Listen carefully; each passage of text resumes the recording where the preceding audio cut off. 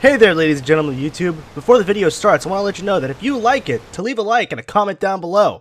And while you're at it, subscribe to the channel and click the little bell icon to be up to date with my latest content, as well as joining the Notification Squad or Wolfification Squad. Thanks for your support, and enjoy the video. Starve a Curse.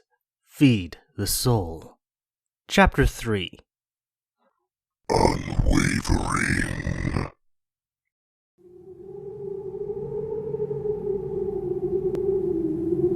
Sums? Are you there, love?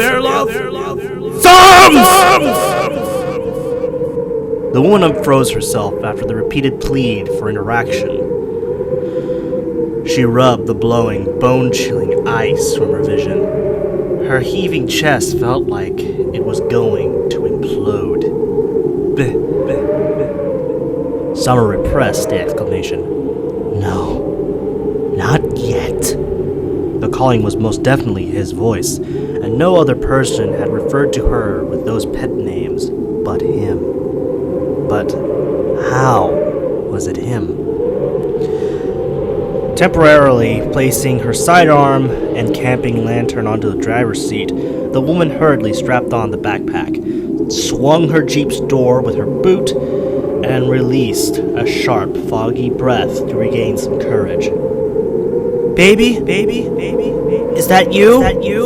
Talk to me! After a tense minute of no response, the woman reluctantly put the revolver's safety back on and moved it beside her snowy coat's pocket. Love, I'm here! Was the distressed reply.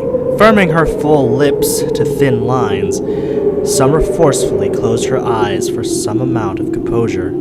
Hearing the longing, lost voice was overwhelming, but she had to focus. Focus for him. Baby, follow my voice. Please. With the lantern held high, the woman trekked through the blizzard, reaching along the road to avoid going further in the forest as much as she could. All the while doing so, she called out to the sounds of her beloved. Stay with me, baby. Keep following my voice. Help! Somebody help! Some! Baby. The drastic, loud change of tone took the snow-waddling woman completely off guard, for it was the matching cry contained within her continual nightmares, and the top of her boot had snagged on a long object, causing the front of her body to impact the cold earth. Summer shuffled her hands under herself and back to her hobbling feet. The left side of her face felt instantly warm, and after a quick touch with trembling fingers, Summer knew the hard fall had scraped her cheek. After a worried wheeze, the woman recollected her protection before the storm made her lose sight of it. Luckily, the retrieved steel lamp was also durable and didn't break from the stumble, but when Summer got a hold of it again, she subconsciously wished she hadn't. Ahead of the wide-eyed, gasping woman was ice-covered carnage of various wildlife. She could make out some of the battered bodies of rabbits, groundhogs, and opossums, several of the latter carrying lifeless young within pouches. The poor things were in way worse condition than the raccoon that lay not too far from her Jeep, because most of these dissected remains appeared regurgitated. And these rock-solid, slain animals looked like they had been dead, or killed for some time. But what was most bizarre about the macabre scene was the fact that these fallen fauna were all out in the open, as if they were desperately attempting to retreat to safety from the safety of their native dwellings. On fear and reflex, Summer peered down next to her snow-emerged boots and instantaneously juddered backwards. She discovered that she didn't tumble over a broken large branch, as she first presumed, but a big, bedraggled body. It was not a defenseless animal. Its iced-short muzzle and glassy eyes were gaped frozen in a silent, defensive roar. Summer barely managed to swallow down her panic. A mountain lion? You killed a fucking mountain lion? Help! Some! The despairing plea regaining the woman's attention. She resumed hastening her destination, and as before, kept imploring to follow the sounds of her voice. The two callers repeated to one another, both requesting their unchanged requests. Summer stride on, with her head and eyes zooming in every direction, while her freezing legs did their best not to slip from the powdering ice, or any more massacred mammals for that matter. After a couple of minutes, the panting, snowy woman had ended her frantic running when she came to the middle of a wide-range clearing, which was reserved for group summer camping. And with a severe storm, the meadow looked as if Old Man Winter smeared a small part of the forest with a god-sized whiteout marker. Summer brushed stiff strands of bangs from her face. Her beanie was stolen from a low branch during the hassled trotting. The woman's left hand stayed tight on the handle of the swinging lantern for some clarity from the squally evening blizzard, and her semi-automatic was still vigilantly close to her opposite side. Sums! His voice called out. Baby, I need to see you. You there, love? Summer's arms were shuddering, and her knees were shaking, but she stood firm. I'm here. Come out. Please. With bated breath, the terrified, impatient woman waited. The only sounds her nervous senses deciphered were the restless, brutal breezes smacking her face, and the pounding of her own agitated heart rate. However, when Summer's half-gloved hands steadily began to raise her sidearm, she stopped with a single emphasized blink. In the far distance, from where she had come through, a dark-haired man had emerged from the tree line, straightening himself up. When he interpreted that she wasn't going to approach, he quietly paced until he was 30 yards away, looking straight ahead at the stationary, gawping woman. Still a way off, but close enough to see the familiar features and clothes, Summer's eyes were glazed over with the overpowering emotion that she truly believed she no longer had. Her bottom, dry lip quivered silently as dampening, squinting vision traced every part of the standing figure before centering on the man's face. Oh, how her soul had ached to be greeted by those baby icy blues one more time. Baby? It was the only thing that came out in a drawled whisper. Amazingly, the man's ears heard her. He appeared tired, but nonetheless relieved. There's my cute bunny.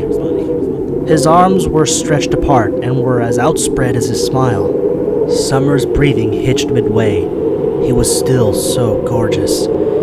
She rapidly realized that her legs had begun moving on their own, and the woman had to drag all the sheer willpower from her core to mentally reprimand herself to come to a halt. For though Summer's heart wanted nothing more than to cut through the bracing ice and envelope herself into the comforting, warm embrace, her mind was anything less than opposed. Cute bunny reminded her of the unwelcome encounter of the dismembered cottontail corpses. She gazed ahead at the awaiting, open-armed man. His appearance was exactly how he was when they went to the mall with the old photo booth.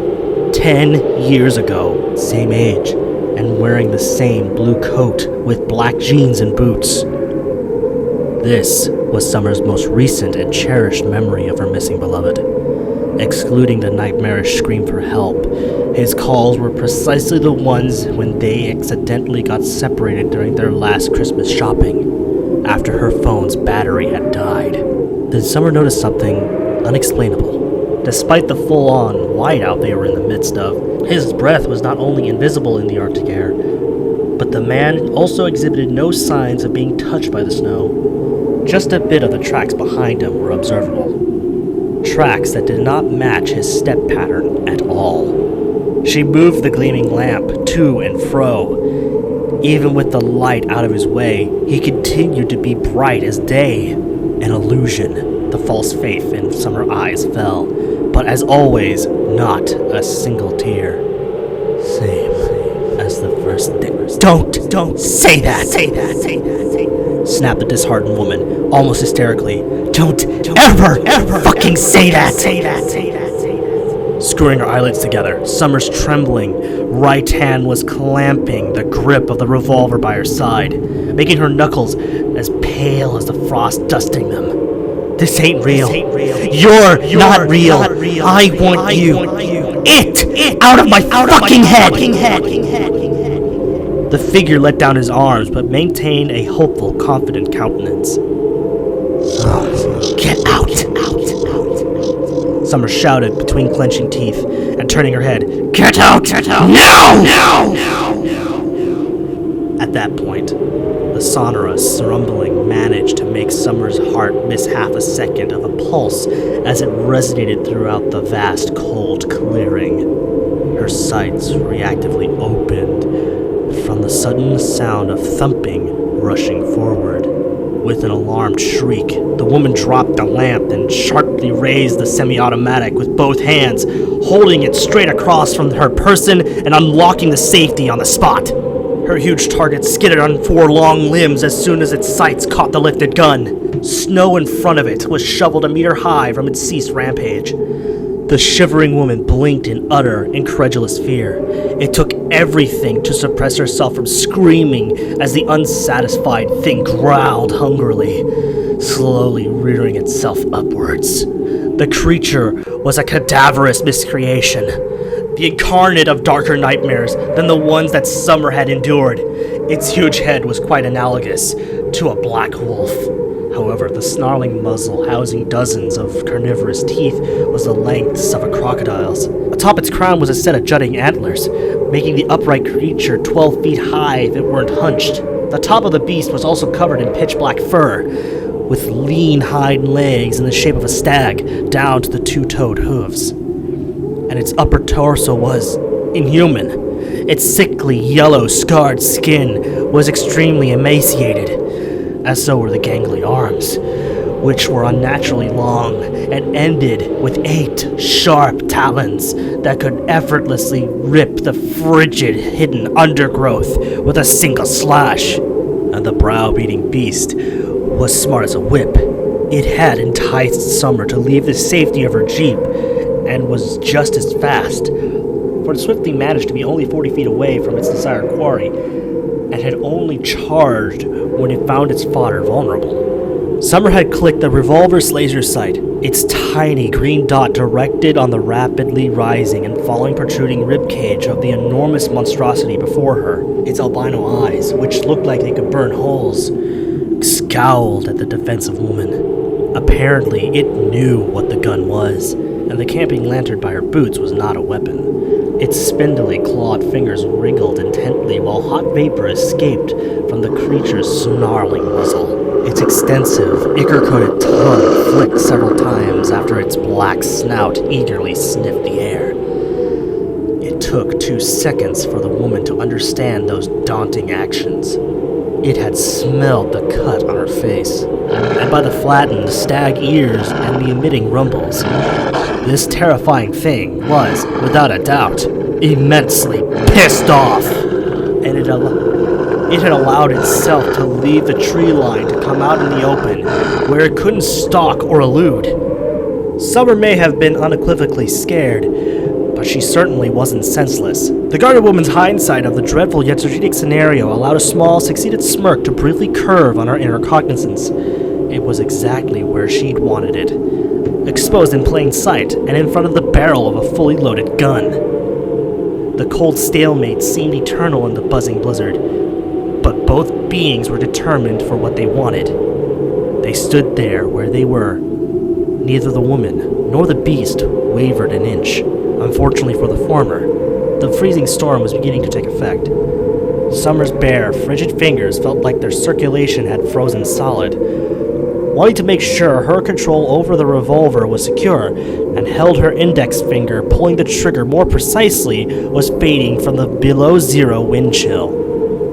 Summer knew she had to do this right here and now, before she passed out from hypothermia, and this starving thing tears her into utter non-existence. What happened to him. The woman's sputtering was from the combination of her low body temperature and tormented emotions from the previous deception.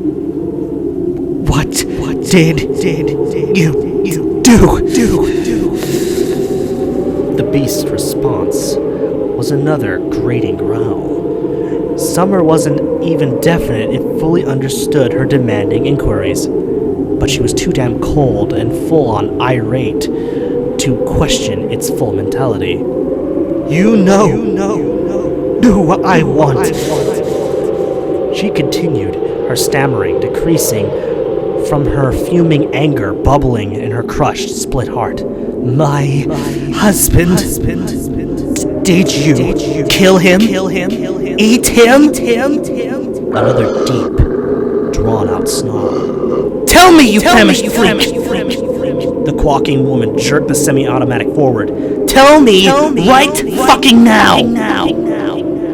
The defiant creature's constricted dark red pupils flicked at the shaking green dot on its bony chest and returned the hard stare towards the woman. The growls had somewhat softened, and its narrow face appeared confounded. However, its slight trepidation was not from what Summer was shouting, but rather she hadn't shot it yet with her weapon. The hungry beast was raring to pounce, but its experience with surviving in its harsh world articulated for it not to risk any sort of injury. Temporary wounds or not, pain was still pain. After a minute of the precarious impasse, Summer's blinking eyes observed the beast rotating its head, searching through the faraway white woodlands. Then it focused back to her, licking its revealed large fangs. Though the creature's patience was thinning more than its towering torso, it stayed cautiously, biding its time for her to waver her weapon for a fleeting moment. Then it could chance an escape to hunt and devour her in the arboreal darkness. After biting her shivering, bottom-chapped lip, Summer let out a cloudy exhale. Ben? The woman saw the creature's splayed round ears briefly twitch. Her amber orbs widened. Ben? This time, its head canted a couple of inches to its left in her direction. Despite these movements being so subtle, they were indeed transparent for the comprehending woman. Playing deceitful mind tricks were the norm for this creature. However, actually hearing its past human title by another had invoked an indefinite familiarity in its present cursed life. Summer's vision became more blurry. Her inhalations hitched sporadically. For this surreal abomination didn't just take her husband, it was her husband. Oh, Penny, baby, bemoaned Summer, lowering her eyes and her aim. I'm sorry. The drooling beast watched with anxious malice as the dropped weapon disappeared into the thick snowfall, and the sorrowful, tilted woman bowed her head. Seeing its quarry finally succumb and vulnerable for good, the capering creature assailed without warning, claws and hooves trouncing the copious ice. Its maw opened wide and at the ready. But unknowingly to the predator, so was the prey. With the frenzied beast's ravenous state, it had not discerned Summer's head shooting up and pulling out a police stun gun from within her coat's left pocket. The creature had no time to react as the fired, overpowering electrical lines attached to its gaunt face. Summer dashed sideways, ignoring the pain in her tailbone from landing on the harsh ground below the snowfall. She held the taser fast while the subdued, screeching creature crumbled to its back with involuntary, stiff spasms. Once it was quiescent, Summer returned to her feet and released the trigger, and with a numbed calmness, the woman wiped her wet nose and prepped the stun gun. Gingerly, she circled the wheezing beast at the heels of her boots. Its large hand started with a tremor, causing the pitying, frosted woman to resound a heavy sigh through the shrilling air. I'm so sorry, Ben. Summer's soft gaze hardened into a teary glare and pointed downwards. So fucking sorry. And with that, another shot of the shocking lines hit the targeted torso, provoking another tortured yowl until the pain creature's sights blacked out from forced consciousness.